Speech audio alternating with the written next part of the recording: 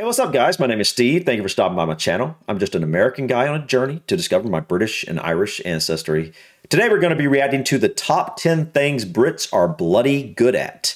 I'm still pretty new to learning about, British culture, British people, the British Isles in general.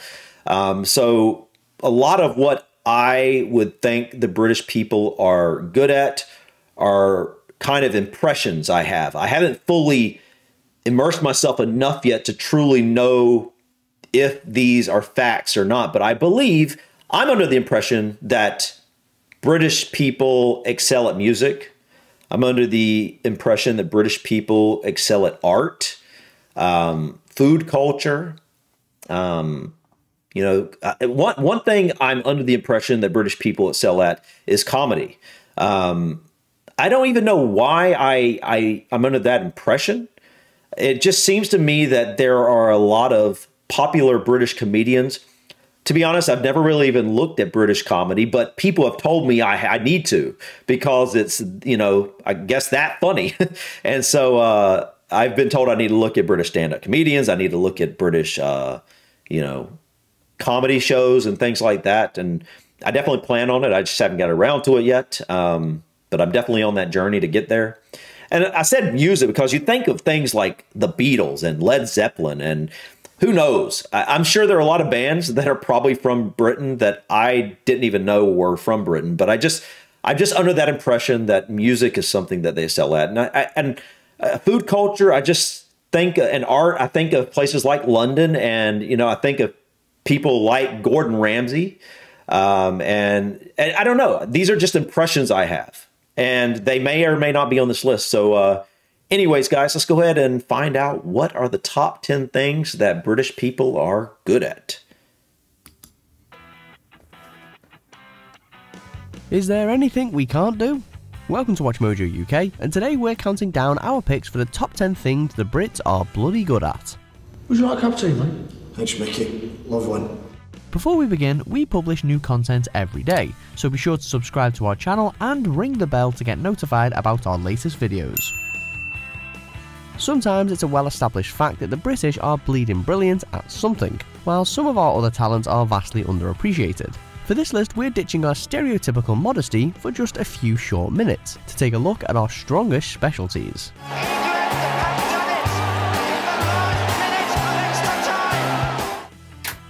Number 10. Theatre. Forget Broadway, London's West End is the true pinnacle for stage performers. Not that we're in competition with New York or anything, but if we were, we'd totally win.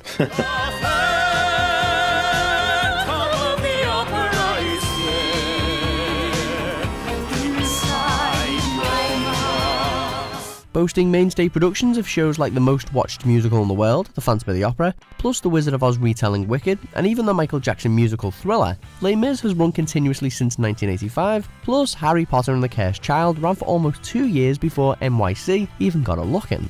There's basically something for everyone under the bright lights of London's theatre scene. I can see that. Number 9. Playing Hollywood bad guys. Okay, yeah, definitely this. There's something about the British accent, and I don't know. I have a feeling that's probably not the same for British people because, it is an accent you're familiar with. But I don't know if you guys have noticed this, but in Hollywood films, a lot of the time, the bad guy has a British accent. The tough guy, he's not always the bad guy. It's the tough guy, but a lot of times it is the bad guy. But the gangster or whatever, a lot of times has a British accent. I've noticed that. For whatever reason, Hollywood seems to typecast us Brits as the villains, and that's probably because we're pretty darn great at it. Oh yes, what was it you said to me before? Yippee-ki-yay, mother. Whether it's the legendary performance of Alan Rickman playing foil to Bruce Willis in Die Hard, or Gary Oldman's villainous turn in Bram Stoker's Dracula, or The Fifth Element, or Air Force One, or... That's so true. Well, you get the point. Next time. What is that? Why is that? Clearly no one nails an ominous, threatening, or iconic antagonist better than the raft of gargantuan actors hailing from these shores. Therefore, since I cannot prove a lover, I'm determined to prove a villain. Number 8. Educational institutes. Yeah. Yes, Harvard and Yale are pretty impressive, but they pale in comparison to our own prestigious universities, Oxford and Cambridge. Fostering future prime ministers, presidents, leading academics, scientists, actors, actresses, and business tycoons, amongst an endless list of notable graduates, the legacies of these institutions are second to none. Not to mention that Oxford is the oldest English-speaking university there is, and second oldest in continuous operation in the world. Wow! Many of the all-time great minds have been shaped in Britain. Number 7. Unique slang. Yep. You best know about our unique slang, fam. If not, you must be off your nut, fella. Either way, we'll leave it there, pet. In the bottom of St. Regis tea kettle, yes, and then she shat on a turtle. From the Cockney rhyming slang popularised during World War II to the globally influenced hybrid street slang of London, heard in films like Kiddlehood, there's no shortage of superb slang spoken in Britain. Look, why aren't you speaking to me? You won't chat to me in like 3 weeks? And I've been doing a bit of things in it. There's also the lingo that's specific to the north, plus a barrage of brilliant terms from the West Country and Wales, north of the border dialect in Scotland, and countryside colloquialisms from East Anglia. By gum. Oh, is that right?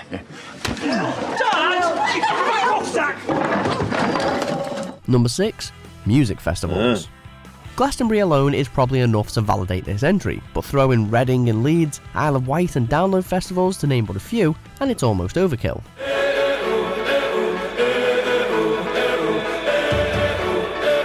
Anyone who's anyone in almost any genre of music has played or wants to play at one, if not all, of these iconic venues at some point in their careers. The usually lousy British weather just adds to the experience, as festival goers wear their coatings of mud like badges of honour. I may be old and inappropriately dressed, but at least I look amazing. And music aside, you can't beat a few drinks and a good old-fashioned sing-along around the campsites.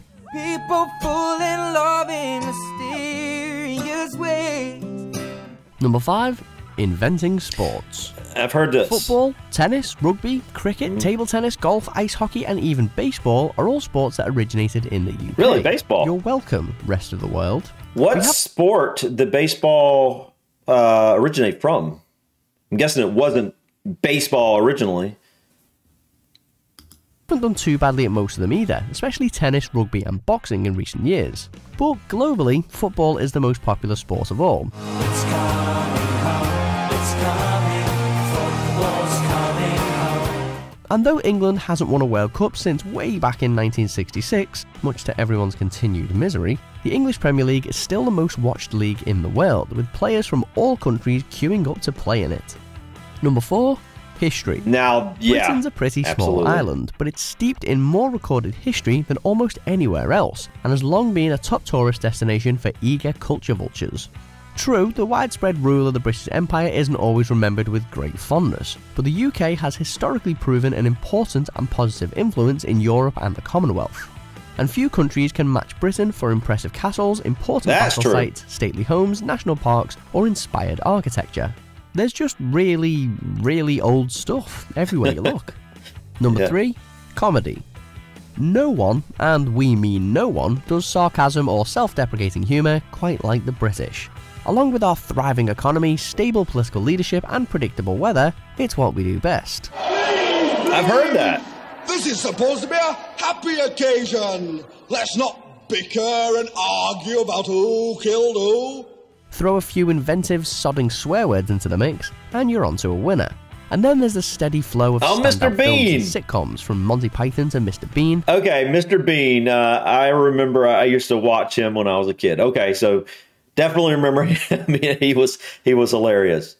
I don't know how I watched him. I think Mr. Bean came on the public broadcasting station, PBS, when I was young. When I was like a kid, I'd go to my grandma's house and she always had that channel on.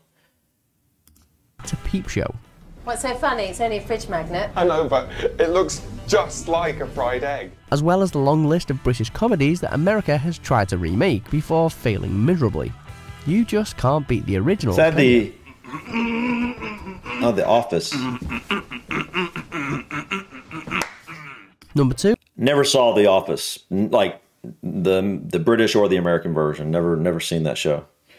I know like a lot of people like A lot of people have seen that show, but I haven't. Yeah, writing influential books. Writing influential books. It's British authors behind the lion's share of the best-selling books of all time, with Charles Dickens's A Tale of Two Cities and J.R.R. Tolkien's The Lord of the Rings toward the top of that list. To the bridge of Khazad-dûm. And J.K. Rowling's Harry Potter books are also the best-selling series of all time. What happened? I swear I don't know! But more than the massive numbers, British writers have always been influential in shaping literary styles and genres. From the gothic glory of Mary Shelley's Frankenstein to the gritty realism of Irvine Welsh's Trainspotting, when the Brits write, the whole world reads.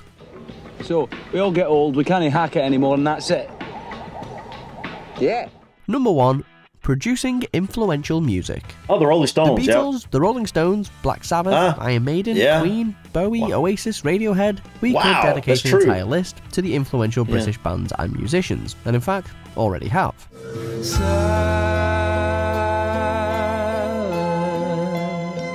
And it's not just the rock and pop genres we've revolutionised Oasis, either. The grime scene is another homegrown phenomena with the likes of Stormzy leading the charge.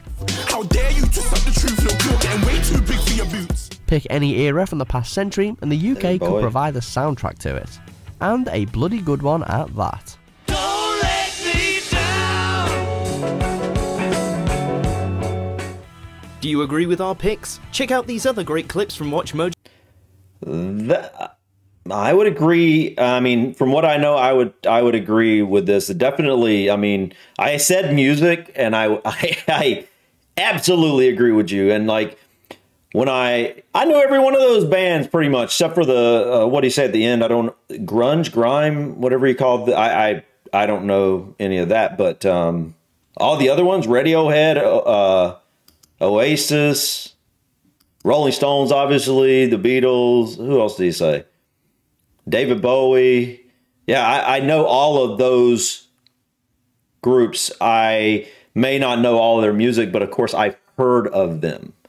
Generally speaking, this is, after seeing this, it's kind of a list that I would expect to see. Yeah, these are things that, looking at after he said these 10 different things, I would tend to agree that I'm under the impression, I was already under the impression for the most part, that all of these things were things British people were good at, or, Britain as a whole has been good at throughout the centuries. What do you guys think? Was this list the best 10, or would you add anything to this list?